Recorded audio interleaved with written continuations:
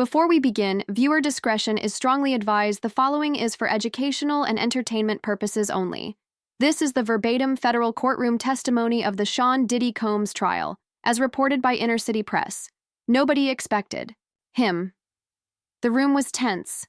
Eyes focused on the next witness until the back doors opened, and in walked. Will Smith. Gasps echoed, even the judge froze. No announcement, no pre-written statement, just Will stepping forward on his own. Until that moment, he had stayed silent as his name swirled through headlines, court leaks, and whispered audio recordings said to be too disturbing to release. But something had changed. Maybe it was the rumors. Maybe it was the betrayal from people he once trusted. Maybe it was hearing that tape played behind closed doors, whatever it was. Will was done hiding. He wasn't on the stand as a celebrity. He was there as a man who'd seen too much and said too little, and when he began to speak, the courtroom wasn't prepared for what they would hear, because what Will revealed about Diddy, the parties, the manipulation, and the fear, wasn't just explosive. It was a warning. It started like any other day of the Diddy trial. The room buzzed with low conversations, the press hunched in their designated rows, and lawyers whispered strategies as they waited for the next scheduled witness. But when the side doors opened and Will Smith stepped into the courtroom alone, no entourage, no legal team, no announcement, the room changed. You could hear a pin drop. Some people thought it was a mistake, others thought it was a stunt. But the way Will walked, slow, focused, with that old Fresh Prince stoicism, melted away into something more raw, told everyone this was real. The judge raised an eyebrow, and Diddy, who'd been smugly lounging at the defense table, suddenly looked tense. Will walked straight to the witness stand. No eye contact with anyone. He didn't even glance at. Did he? I wasn't asked to come here today, Will began. I asked if I could speak. The judge allowed it, and from that moment on, the entire trial shifted, because what Will Smith was about to say wasn't part of any media narrative. It wasn't a social media leak. It was something that had haunted him for years. Something that began at a party no one was supposed to talk about. I've kept a lot inside for a long time. He said, I've laughed on red carpets, I've won awards, I've made movies about honor and strength. But none of that can hide what I saw, what I experienced, and who made it happen. He turned just slightly toward Diddy. You did. Will Smith told the courtroom that it started like many Hollywood stories do, with an invitation. It came through a mutual contact, someone I'd worked with. Before, the way they framed it, it was supposed to be a celebration. Diddy's birthday. Nothing wild, just music. Networking, a place where stars could unwind. I'd been to things like that before, so I didn't question it. But the moment Will arrived, he knew something was off. It was at this massive mansion in the hills, black SUVs at the front, security everywhere. The second I stepped inside, my phone was taken. That should have been the first red flag. They said it was for privacy, to protect the guests, but it felt like something else, like they didn't want anything getting out. He was ushered inside. The lights were dim. The music low and strange, ambient, rhythmic, almost hypnotic. There were no cameras you could see, but there were mirrors. Everywhere, it felt like someone was always watching. Will said that after a few drinks and some casual conversation, Diddy approached him directly. He said something like, "Now you're part of the family." And he smiled that smile. It wasn't warmth. It was ownership. Will said he followed Diddy into a back room, thinking they were going to talk business instead. What he saw shook him to the core. There were people performing, men, women, some I recognized. From film and music. Some looked young, too young. There were others watching like it was entertainment. And he was laughing like it was the most normal thing in the world. He paused, swallowing hard. I didn't know how to leave, and that was the point. Once you're in, you're in. Will continued, his voice steady but hollow. A few days after the party, I got a call, blocked number. All the voice said was, "Hope you had fun, Fresh Prince." Then they hung up. He thought it was just a weird prank until an envelope arrived at his office. It was unmarked. Inside was a flash drive. I almost didn't look, but I did. It was footage from that night of me sitting on a couch, clearly out of it. I don't remember being that out of it, but there I was, laughing at something I couldn't even remember. There was a voice behind the camera. Diddy's voice saying, "That's how we keep him." Will testified that the fear he felt in that moment was unlike anything he'd ever experienced. I realized I wasn't invited to that party. I was initiated. He said that's when the manipulation began. I'd get invites to more parties. I declined. Then, Suddenly, movie roles I was in talks forgone, people I worked with for years, stopped calling rumors. Started online that I was gay, that I was unstable, that I was cheating. I knew what it was. It was pressure. Diddy didn't need to say it. He just made it clear that silence was the cost of peace, and so for years Will said nothing. He smiled through interviews, brushed off rumors focused on work, but every time I saw a news story about someone else speaking out, Cassie Dawn Richard, even Meek Mill's name being dragged into this, I thought, if they're speaking, why am I still quiet? He looked around the courtroom. Diddy didn't just ruin people's careers, he made them fear telling the truth, and that, Will said, was what finally brought him to court. Will paused, glanced at the jury, and leaned closer to the mic. It wasn't just a video that was the leash, he said from that moment on. Everything he did felt like it had strings attached to it. He explained that calls would come through his agent, invitations to events, meeting projects. When he said no, things would shift behind the scenes. I'd say no to a Diddy event, and the next week I'd find out a greenlit project. Suddenly wasn't greenlit anymore. He said this didn't happen once or twice. It became a pattern. Diddy didn't have to threaten people. He had systems that did it for him. PR, people, bloggers, producers. He knew who to call. He knew how to make problems appear out of thin air and how to make opportunities vanish just as fast. Will testified about one specific instance in 2013 when he had been lined up for a major international campaign with a top luxury brand. We were in final negotiation. I'd already shot the first lookbook, then out of nowhere, they dropped me. I never got a reason. But 2 weeks later, I was invited to another Diddy event. When I declined, again, the phone calls started, rumored gossip blogs posting stories about me that were oddly specific stuff. Only someone with access could have planted. He said it was psychological warfare. You start to feel like you're crazy, like you're paranoid. But then you see it, the patterns, the punishments. You realize you're not imagining it, you're being boxed in, Will told the court. He knew other celebrities going through similar things. Some of them are sitting silent right now. Some of them have contracts that won't let them speak. Some of them are scared they'll be exposed the same way. Then he turned toward Diddy and said plainly, "You didn't just collect people, you controlled them." And everyone knew exactly what he meant. Will didn't stop at the manipulation. He explained how Diddy's grip wasn't just over artists, it stretched into Hollywood's entire foundation. You couldn't walk onto a major stage without brushing shoulders with someone he helped put there. Will said he once attended a charity gala in 2016 where behind-the-scenes high-powered figures from music, film, politics, and tech were all thanking Puff as if he was the glue holding the whole thing together. Watched one executive from a streaming platform hand him a USB drive and whisper, "Only you have the final cut." Will didn't say what was on the drive, but he said it confirmed what he'd feared. Diddy wasn't just networking, he was gatekeeping. He described moments where he saw other actors, rappers, and public figures behave oddly submissive around Diddy, like they were trying to stay in his good graces, laughing too hard, deferring to him in every conversation. I realized a lot of people weren't his friends. They were his survivors. Will testified that one reason he stayed silent so long was because he thought speaking out would blackball him permanently. But then I realized I'd already been blackballed quietly. No official blacklist, just whispers, doubt, and doors closing. He said the only reason he stayed relevant at all was because his audience, the public, wouldn't let him disappear. That's the part Puff didn't control. The people. He explained how, over time, he began to see things differently. He started revisiting old footage, photos from events, after parties, press junkets, realizing how often Diddy's influence loomed behind the scenes. He was always there, if not in person, then in power. And then, Will said, came the moment that changed everything. Will's voice dropped to a quieter, deeper tone.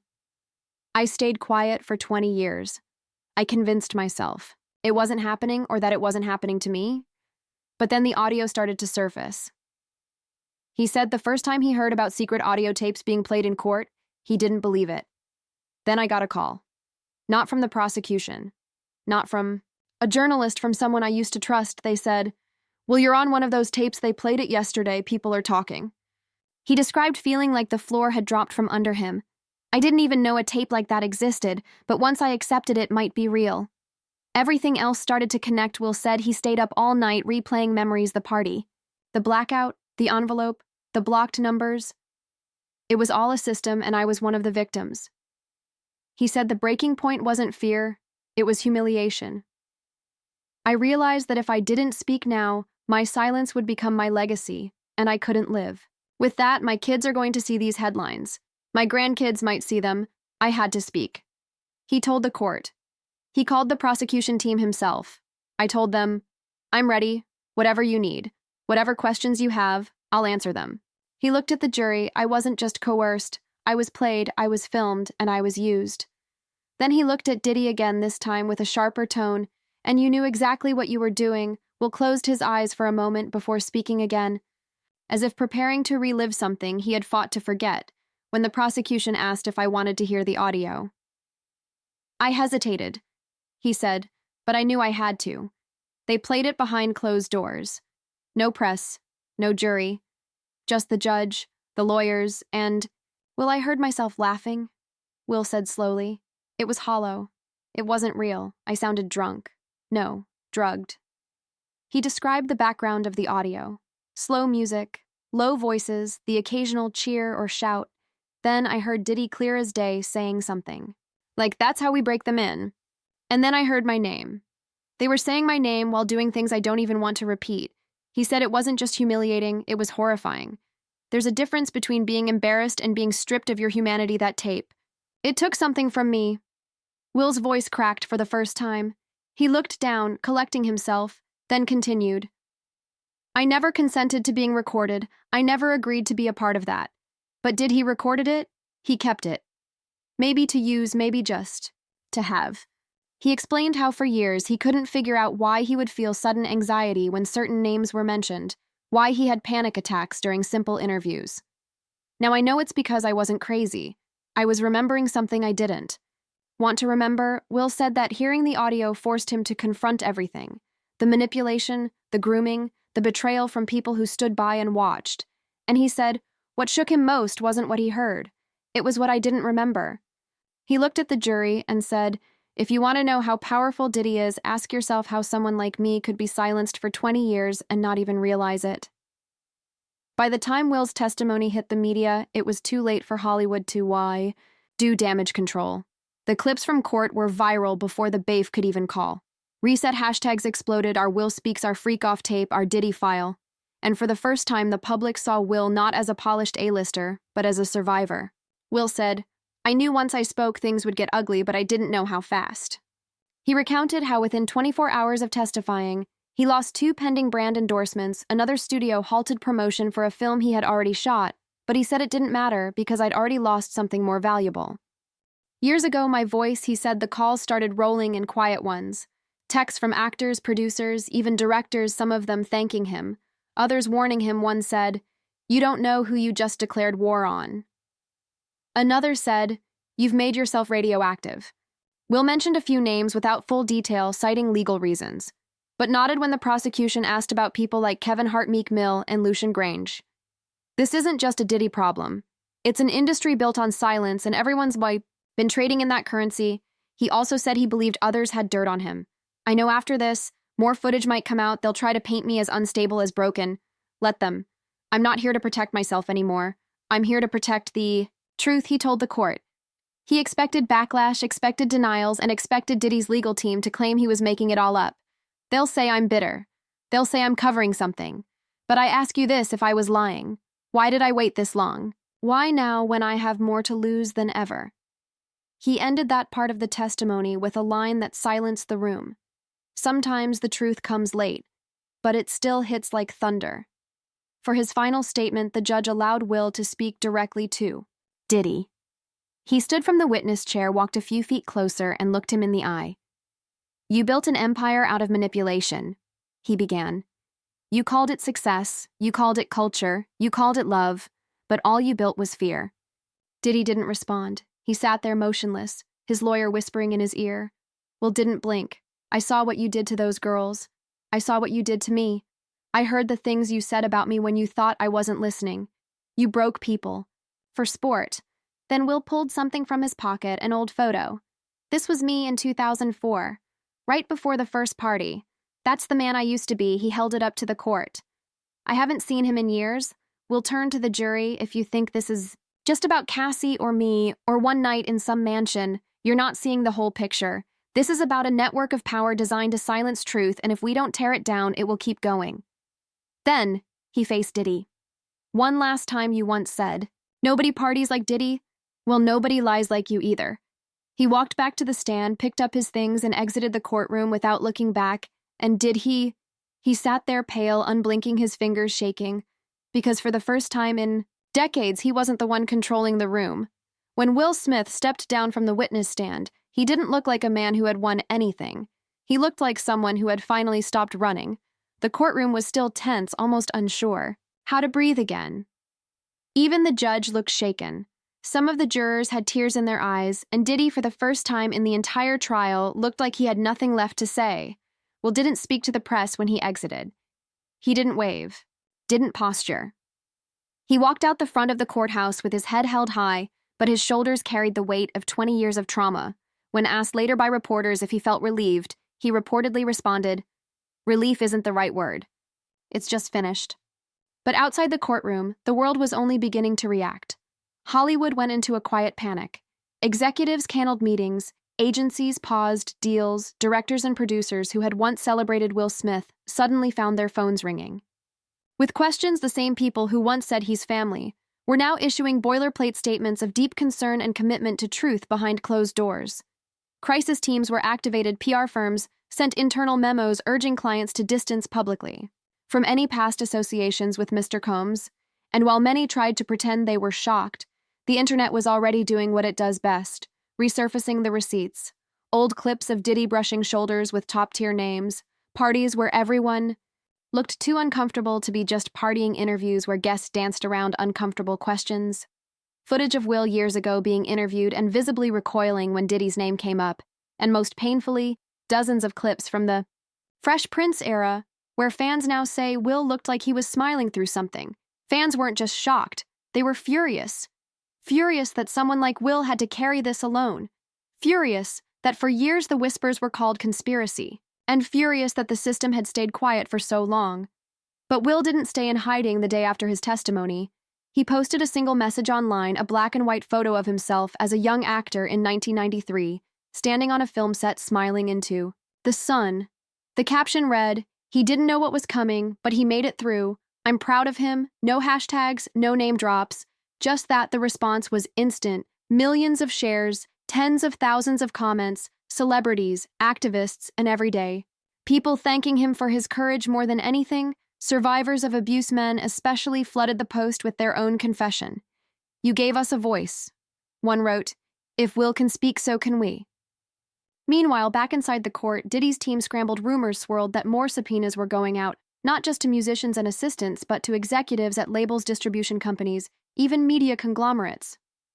What Will's testimony had done wasn't just personal. It had cracked the dam, and now the flood was coming. Whispers said more tapes existed, not just audio, but visual footage, some of them featuring other public figures. The court sealed these for now. But according to insiders, if any of them leak, it would flip the industry upside down, and Will, he didn't return to work right away. He declined interviews, he canceled appearances, but he wasn't hiding. Insiders say he's been spending time with his kids, focused on rebuilding. What matters, one friend told Variety anonymously. He's healing now for the first time in years, he's not pretending. Before court adjourned that day, the judge made a statement that caught even the media off guard. What we heard today was not just testimony, it was a reckoning, and this court acknowledges the courage it took to deliver it. The final shot of the day wasn't of Diddy. It wasn't even Will. It was of the jury sitting motionless, processing everything they'd just heard. And in that silence, one thing was clear. The era of silence was